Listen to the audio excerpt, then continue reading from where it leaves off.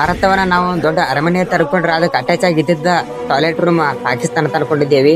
ಆದ್ರೆ ಈಗ ಇನ್ನೊಂದು ಟಾಯ್ಲೆಟ್ ರೂಮ್ ಅಟ್ಯಾಚ್ ಆಗೈತಿ ಬಾಂಗ್ಲಾದೇಶ ಒಳಗ 30 ವಯಸ್ಸಿ ಅನ್ನಾಗ ಟಿಪ್ಪು ಚಂದ್ರ ದಾಸ್ ಐತಿ ಅಣ್ಣನ ಹೆಸರ ಹಿಂದೂ ಅಣ್ಣ ಏನೋ ಒಂದು ಸ್ಟೇಟ್ಮೆಂಟ್ ಕೊಟ್ಟ ಅಂತ ತಿಳಿಸಿದ್ರ ಅಣ್ಣ 1000 ಮಂದಿ ಬಂದು ತುಳುದು ಸಾಯ್ ಹೊಡೆದು ಗಿಡಕ್ಕೆ ನೇತ ಹಾಕಿಸಿದ್ರೆ ಜೀವಂತ ಸುಟ್ರು.